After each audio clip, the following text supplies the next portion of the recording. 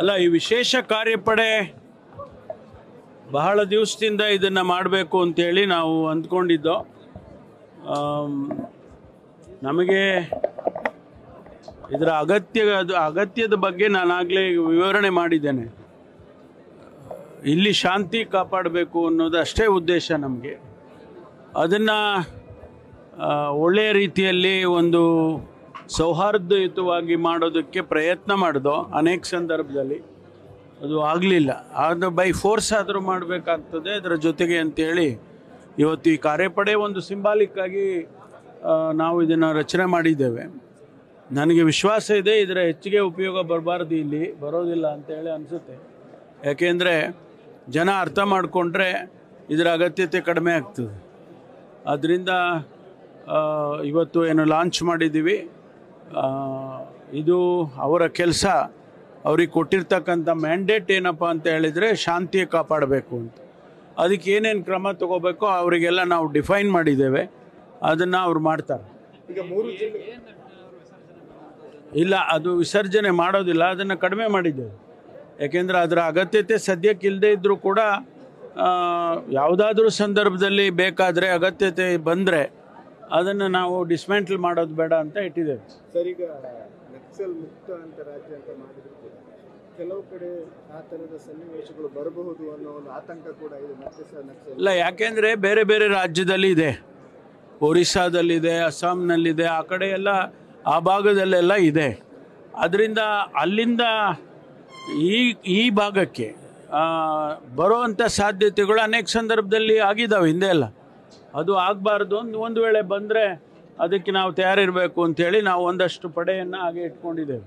Sir, ಈಗ ಇಲ್ಲಿ ರೆಹಮಾನ್ ಕೊಲೆ ಪ್ರಕರಣ ಅಥವಾ ಅಶ್ರಫ್, ಈ ಎರಡೂ ಕೊಲೆ ಪ್ರಕರಣದಲ್ಲಿ ಅಲ್ಲಿ ಯಾವ ಉದ್ದೇಶದಿಂದ ನಡೆಸಲಾಗಿದೆ ಮತ್ತು ಅದರ ಮೋಟಿವ್ ಏನಿತ್ತು ಅಂತ ಇನ್ನೂವರೆಗೂ ಗೊತ್ತಾಗಿದೆ. ಅಲ್ಲ, ಇನ್ವೆಸ್ಟಿಗೇಷನ್ ನಡೀತಾ ಇದೆಯಲ್ಲ. ಇನ್ವೆಸ್ಟಿಗೇಷನ್ನು ಒಂದು ದಿವಸದಲ್ಲಿ, ಒಂದು ವಾರದಲ್ಲಿ ಅಥವಾ ಒಂದು ತಿಂಗಳಲ್ಲಿ ಮುಗಿದೋಗೋದಿಲ್ಲ.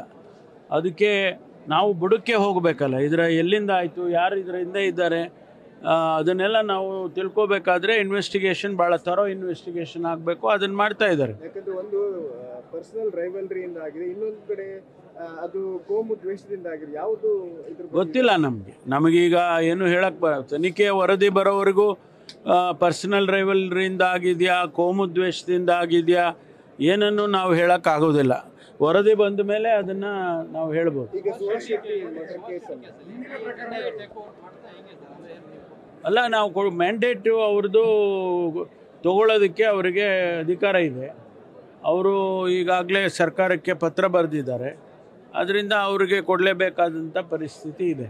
ಈಗ ನೀವೇನಾದರೂ ಅಶ್ರಫ್ ಮತ್ತೆ ರೆಹಮಾನ್ ಅವ್ರಿಗೆ ಅದು ಕೇಳಿಲ್ಲ, ಎನ್ ಐ ಅವ್ರು ಕೇಳಿಲ್ಲ.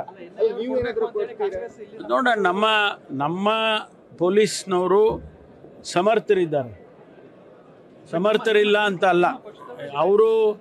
ಅವರೇನು ಎನ್ ಐ ಎನವ್ರು ಕೇಳಿದ್ದಾರೆ, ಅವರು ಸ್ಪೆಸಿಫಿಕ್ಕಾಗಿ ಆ ಕೇಸ್ ಯಾಕೆ ಕೇಳಿದ್ದಾರೆ ಗೊತ್ತಿಲ್ಲ ನನಗೆ. ಆದರೆ ನಮ್ಮ ಪೊಲೀಸು ಇನ್ವೆಸ್ಟಿಗೇಷನ್ ಮಾಡೋದ್ರಲ್ಲಿ ಕೂಡ ಸಮರ್ಥರಿದ್ದಾರೆ, ಮಾಡ್ತಾರೆ. ಸರ್, ಈಗ ಈ ರೆಹಮಾನ್ ಕೇಸ್ ಮತ್ತೆ ಅಶ್ರಫ್ ಕೇಸನ್ನು SIT ರಚನೆ ಏನಾದರೂ ಮಾಡ್ತೀರಾ? ಇಲ್ಲ, ಈಗ ನಾವು ಏನು ತನಿಖೆ ನಡೀತಾ ಇದೆ, ಅಗತ್ಯತೆ ಬಿದ್ದರೆ ಇನ್ನೂ ಹೆಚ್ಚು ತೀವ್ರವಾಗಿ ಮಾಡ್ತೇವೆ. ಸರ್, ಈಗ ಈ ಜಾತಿ ಗಣತಿ ವಿಚಾರದಲ್ಲಿ ಹೇಳಿ. ಜಾತಿ ಗಣತಿ ವಿಚಾರದಲ್ಲಿ ಈಗ ಮರು ತನಿಖೆ, ಈಗ ಒಂದು ಕಡೆಯಿಂದ ಜಾತಿ ಗಣತಿಯ ಇದನ್ನ ಮರು ಸರ್ವೆಗೆ ಈಗ ಮತ್ತೆ ಇದು ಕೊಡ್ತಾ ಇರುವಂಥದ್ದು, ಇದೆಲ್ಲ ಒಂದು ಕಡೆ ಮತ್ತೆ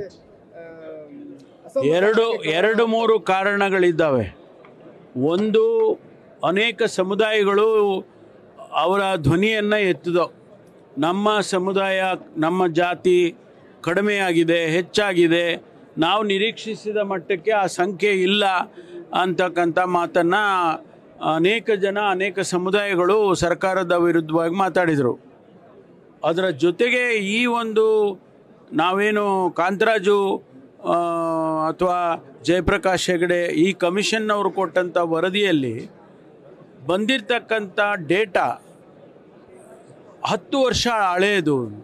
ಆ 10 ವರ್ಷದಲ್ಲಿ ಜನಸಂಖ್ಯೆ ಸ್ವಾಭಾವಿಕವಾಗಿ ಜಾಸ್ತಿ ಆಗಿದೆ, ಅದು ಕೂಡ ಸೇರಬೇಕಲ್ಲ. ಹಾಗಾಗಿ ಇದನ್ನು ಕೂಡ ಲೆಕ್ಕಕ್ಕೆ ತಗೊಳ್ಳಿ ಅಂಥೇಳಿ ಅನೇಕ ಜನ ಸಲಹೆ ಮಾಡಿದರು.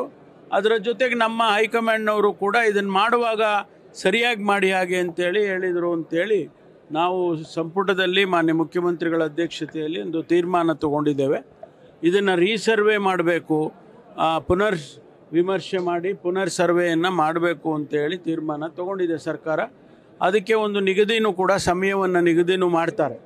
ಆ ಸಮಯದ ಒಳಗಾಗಿ ಇದನ್ನು ಮಾಡಬೇಕು ಅಂತ. ಯಾವ ಒಂದು ವಿನಂತಿ ಸರ್ಕಾರದ ವತಿಯಿಂದ ಏನು ಅಂತ ಹೇಳಿದರೆ, ಯಾವ ಸಮುದಾಯಕ್ಕೆ ಆತಂಕ ಇದೆ, ಯಾವ ಸಮುದಾಯಕ್ಕೆ ನಮ್ಮ ಜಾತಿ ಸರಿಯಾಗಿ ಅವರು ಎನ್ಯುಮರೇಟ್ ಮಾಡಲಿಲ್ಲ ಅನ್ನುವಂಥ ಪ್ರಶ್ನೆ ಇದೆ, ಅವರು ಈಗ ಅದನ್ನು ಸರಿಪಡಿಸ್ಕೊಳ್ಳೋದಕ್ಕೆ ಒಂದು ಅವಕಾಶ ಸಿಕ್ಕಿದೆ. ಅದನ್ನು ಮಾಡಿಕೊಳ್ಬೇಕು ಅಂತೇಳಿ ನಾನು ಜನಸಮುದಾಯದಲ್ಲಿ ವಿನಂತಿ ಮಾಡ್ತೀನಿ. ಈ ಹಿಂದಿನ ವೈಷಮ್ಯ ಪ್ರಕರಣಗಳಿದೆ, ಈ ಹಿಂದೆ ಆದದ್ದು, ಅದನ್ನು ಕೂಡ ಈ SIF ಅಲ್ಲ, ಇವರು ಇನ್ವೆಸ್ಟಿಗೇಷನ್ ಮಾಡಕ್ಕೆ ಹೋಗೋದಿಲ್ಲ ಈಗ. This is not an investigating agency, this is A striking force. ಎಲ್ಲಿಯಾದರೂ ಆ ರೀತಿ ಆದರೆ ಅವ್ರನ್ನ ಹಿಡಿದು ಅವ್ರ ಮೇಲೆ ಕೇಸ್ ಹಾಕಿ ಅವ್ರಿಗೇನೆಲ್ಲ ಮಾಡಬೇಕು ಮಾಡ್ತಾರೆ. ನ್ಯೂಸ್ ಫಸ್ಟ್ ನಿರ್ಭೀತಿಯಿಂದ ನಿಮ್ಮ ಪರವಾಗಿ.